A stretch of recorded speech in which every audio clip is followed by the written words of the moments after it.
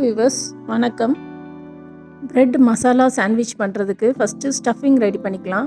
அதுக்கு நான் ஒரு பேன் அடுப்பில் வச்சுட்டு 2 டீஸ்பூன் கடலெண்ணெய் சேர்த்துருக்கிறேன். எண்ணெய் காஞ்சோன்னா 1/2 டீஸ்பூன் சீரகம், 1/2 டீஸ்பூன் சோம்பு போட்டு தாளிச்சுக்கிறேன். அது கூட ஒரு மீடியம் சைஸு பெரிய வெங்காயத்தை பொடிசாக கட் பண்ணி சேர்த்து நல்லா வதக்கி விட்டுக்கலாம். வெங்காயம் ஓரளவு வதங்கி வந்த பிறகு ஒரு பாதி கேப்சிகத்தை நல்லா பொடிசாக கட் பண்ணி வச்சுருக்கிறேன். ஒரு சின்ன கேரட்டை நல்லா துருவி எடுத்து வச்சுருக்கிறேன். அதையும் போட்டு நம்ம வதக்கலாம். கேரட்டு கேப்சிகம்லாம் ரொம்ப வதங்கணுன்ற அவசியம் இல்லை. இப்போ நம்ம இந்த காய்கறிக்கு தேவையான உப்பு ஆட் பண்ணிக்கலாம். நான் ஒரு 1/2 டீஸ்பூன் உப்பு ஆட் பண்ணியிருக்கிறேன்.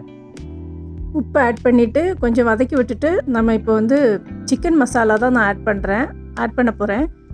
1 டீஸ்பூன் சிக்கன் மசாலா ஆட் பண்ணிக்கலாம். இப்போ உங்கள்கிட்ட சிக்கன் மசாலா இல்லைன்னா ஒரு 1/2 டீஸ்பூன் மிளகாத்தூள், அப்புறம் ஒரு 1/2 டீஸ்பூன் மல்லித்தூள், கொஞ்சமாக கரம் மசாலா போட்டிங்கன்னா போதும். இப்போ மசாலா சேர்த்து நல்லா வதக்கி விட்டுட்டு உருளைக்கிழங்கு மசாலா 1 கப் ஆட் பண்ணிக்கிறேன். இந்த உருளைக்கிழங்கு மசாலா ஜஸ்ட்டு உப்பு, மஞ்சத்தூள், மிளகாத்தூள் மட்டும் போட்டு வதக்கி வச்சுருந்தது தான். லஞ்சுக்கு தயிர் சாதத்துக்கு ரெடி பண்ணது, அதில் தான் நான் 1 கப் ஆட் பண்ணியிருக்கிறேன். நீங்கள் ஒரு மீடியம் சைஸ் உருளைக்கிழங்க அவிச்சு இதில் ஆட் பண்ணிக்கோங்க. நீங்கள் அவிச்சு தோல் விரித்து ஆட் பண்ணுற உருளைக்கிழங்கா இருந்ததுன்னா கூட கொஞ்சம் மசாலா பொடி ஆட் பண்ணணும். ஏன்னா உருளைக்கிழங்குக்கு தேவையான அளவு. இப்போ நம்ம அதை நல்லா மசிச்சு விட்டுக்கலாம். இப்போ நமக்கு இந்த மசாலா ரெடி ஆயிடுச்சு, ஸ்டஃபிங் ரெடி ஆயிடுச்சு. இப்போ அதில் கொஞ்சமாக கொத்தமல்லி தழை மட்டும் நல்லா பொடிசாக கட் பண்ணி போட்டுக்கலாம். நல்லா ஃப்ளேவராக இருக்கும். இப்போ நம்மளோட ஸ்டஃபிங் ரெடி ஆயிடுச்சு ப்ரெட்டுக்குள்ளே வைக்கிறதுக்கு. இப்போ ப்ரெட்டை டோஸ்ட் பண்ணலாம். அதுக்கு நான் ஒரு 4 ஸ்லைஸ் ப்ரெட் எடுத்துருக்கிறேன். ஒரு ஃப்ரை பேனில் பட்டரை அப்ளை பண்ணிவிட்டு அந்த 4 ஸ்லைஸ் ப்ரெட்டையும் கொஞ்சம் நல்லா டோஸ்ட் பண்ணி எடுத்துக்கலாம்.